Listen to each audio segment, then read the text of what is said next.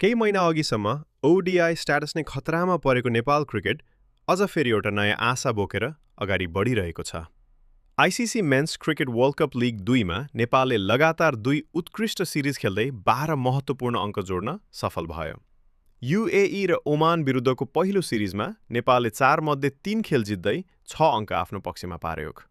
त्यो सिरिजले केवल अङ्क मात्र दिएन, नेपाल क्रिकेटमा आत्मविश्वास पनि फर्कायो। त्यसपछि आयो अझ ठुलो चुनौती, टेबल टपर स्कटल्यान्ड र युएसए विरुद्धको सिरिज। तर नेपाली टोली रोकिएन। फेरि 3 जित, फेरि 6 अङ्क र नेपाल पुग्यो तालिकाको 5औं स्थानमा। लिग 2का बलिया टोलीसँग 6 अङ्क खोस्नु नेपालको सुधारिएको प्रदर्शनको स्पष्ट सङ्केत हो।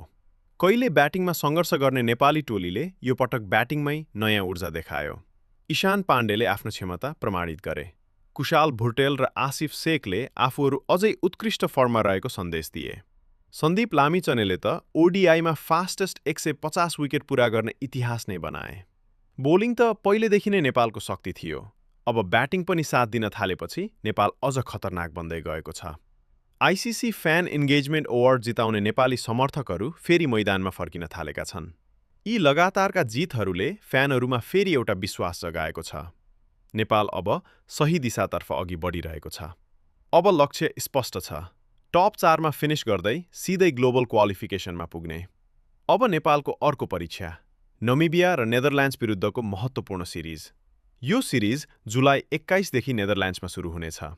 नेपालको खेल 21 जुलाई नेपाल विरुद्ध नमिबिया, 23 जुलाई नेपाल विरुद्ध नेदरल्यान्ड्स, 27 जुलाई नेपाल विरुद्ध नमिबिया, 29 जुलाई नेपाल विरुद्ध नेदरल्यान्ड्स। 12 अङ्कले आशा जगाएको छ। अब बाँकी 8 खेलले इतिहास लेख्न सक्छ। के नेपालले टप 4मा स्थान बनाउँदै वर्ल्ड कप क्वालिफिकेसनको सपना नजिक पुर्याउला? समयले जवाफ दिनेछ।